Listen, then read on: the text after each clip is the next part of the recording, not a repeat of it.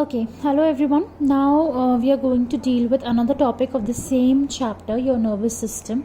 It's a very important topic, so just listen to me very carefully. और मैं बहुत easy तरीके से आपको समझाऊंगी. मैंने यहाँ पे एक बेसिक डायग्राम ड्रॉ करा है आपके साइनैप्स का. साइनैप्स क्या है? आपकी जो नर्व एंडिंग थी ना, wait let me show you. जैसे हमारा ये न्यूरॉन था, सपोज मैंने आपको पिछले वीडियो में दिखाया था. तो यहाँ पे हमने देखा था कि ये जो एंडिंग्स होती हैं यहाँ पे, ये दूसरे एक नर्व से दूसरा नर्व कनेक्टेड होता है. तो दो नर्व के बीच में जो आपका गैप होता है दैट इज योर साइनैप्स. उसमें न्यूरो ट्रांसमीटर्स आपके वर्क करते हैं और एक न्यूरॉन से दूसरे न्यूरॉन में आपके इम्पल्स को ट्रांसमिट करता है. ऐसे धीरे धीरे करके आपके ब्रेन तक सिग्नल पहुंचता है. तो this is a basic diagram of the synapse. ये देखो, ये आपका एक्सॉन की एंडिंग है. आपका ये एक्सॉन टर्मिनल है. इसके अंदर आपके है ना साइनेप्टिकल वेसल्स होते हैं. एंडिंग में क्या होते हैं? साइनेप्टिकल वेसल्स होते हैं जिसके अंदर आपके क्या भरे होते हैं? Neuro transmitters. और ये न्यूरो ट्रांसमीटर्स ऐसे मेम्ब्रेन पे आके रिलीज होता है आपके साइनेप्टिक क्लेफ्ट में. अब एक होता है प्री साइनेप्टिक मेम्ब्रेन. ये प्री साइनेप्टिक मेम्ब्रेन कहलाएगी आपके पहले वाले न्यूरॉन की. और एक होता है पोस्ट साइनेप्टिक मेम्ब्रेन, ये वाला, जिसके अंदर आपके न्यूरो ट्रांसमीटर्स लगे हुए हैं, सॉरी आपके रिसेप्टर्स लगे हुए हैं जिसपे न्यूरो ट्रांसमीटर्स आएंगे और नेक्स्ट वाले को सिग्नल ट्रांसमिट हो जाएगा. तो दिखने में हार्ड लग रहा था बट इट इज़ ईजी ना. So this is your basic diagram and basic explanation of how impulse get transmitted. ठीक है, अब मैंने यहाँ पे एक्सप्लेन किया है वही सेम चीज़. Nerve impulse is transmitted from one neuron to the another through junctions called your synapses. तो आपके साइनैप्सेस कुछ नहीं होते, सिर्फ ये होता है कि आपके एक नर्व फाइबर से दूसरे नर्व फाइबर को इम्पल्स ट्रांसमिट करने में ये हेल्प करता है. Now there are two types of synapses, your electrical synapse and your chemical synapse. Okay, so there are two types of synapses, your electrical synapse and your chemical synapse. Now what happens in electrical synapse, हम पहले ये वो cover करेंगे. electrical synapse में physiological continuity होती है, ठीक है, between pre-synaptic and post-synaptic neuron. And this is provided by a gap junction between the two neurons. ये gap junction के थ्रू दोनों connected होते हैं. ठीक है, that was the difference in electrical synapse and chemical synapse. इसमें और क्या होता है? डायरेक्ट एक्सचेंज ऑफ आयन्स होता है दो न्यूरॉन्स के बीच में. साइनेप्टिक डिले जो होता है वो बहुत कम होता है इसके अंदर because of the direct flow of the current. और कनेक्टिविटी भी होती है, इसलिए भी आपका जो डिले होगा वो कम होगा. ठीक है, ये इंपॉर्टेंट है, आपको याद रखना है. एनसीईआरटी में भी मैंशनड है. टू टाइप के साइनैप्सेस होते हैं, इलेक्ट्रिकल और chemical. Now, what else? This type of impulse transmission occurs in some tissues like cardiac muscle fibers, smooth muscle fibers, and your intestine and epithelial cells of the lens and eye. तो कहाँ कहाँ होता है वो मैंने आपको बता दिया. इलेक्ट्रिकल साइनैप्स प्रेजेंट, वो आप याद कर लेना. केमिकल साइनैप्स में क्या होता है? It is a junction between the nerve fibre and the muscle fibre or between the two nerve fibres. अभी कहाँ प्रेजेंट होता है वो मैंने आपको बता दिया. मसल फाइबर और नर्व फाइबर के बीच में जो कनेक्शन होता है वहाँ पे केमिकल साइनैप्स प्रेजेंट होता है, through which signals are release by the obviously chemical transmitters. And in this there is no continuity between the two neurons. That was the difference between them because of presence of synaptic cleft. इसमें synaptic cleft होता है और उसके अंदर क्या होता है? Gap junction. So this was the overall difference in between this two. इतना ही करोगे सफिशेंट है आपके लिए, आपके बोर्ड एग्जाम्स के लिए भी और नीट के लिए भी.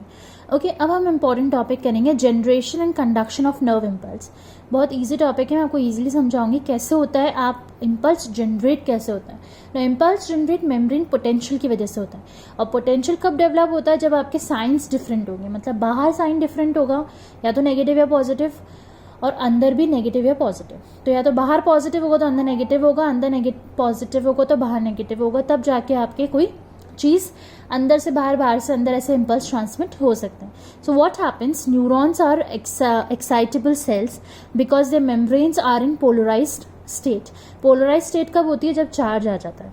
Different ion channels are present in neuron. अब न्यूरॉन की जो मेम्ब्रेन होती है उसमें बहुत सारे आयन चैनल्स प्रेजेंट होते हैं. Basically sodium potassium ion channel present होता है जिसके थ्रू सोडियम और पोटेशियम का ट्रांसमिशन होता है अंदर बाहर, अंदर बाहर. जिससे आपके इम्पल्स ट्रांसमिट होता है. What happens when a neuron is not conducting any impulse. जब कोई भी इम्पल्स कंडक्ट नहीं होता तो रेस्टिंग की स्टेज में होती है.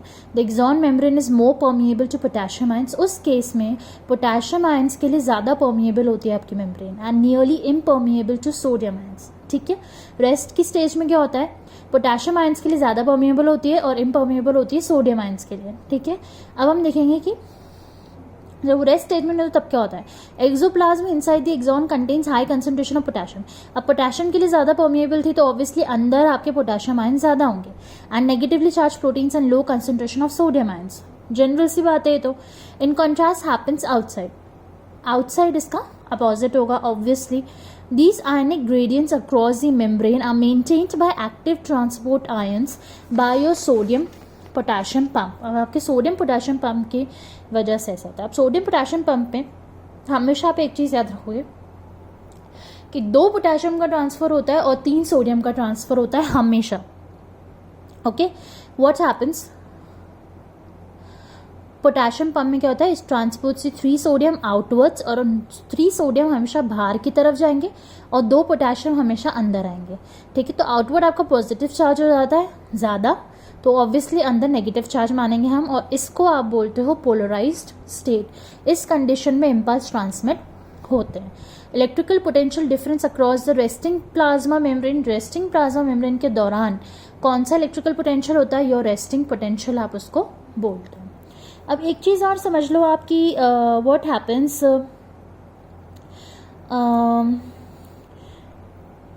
अब इससे क्या होता है, this leads to what your rapid influx of sodium followed by the reversal of the polarity at that side.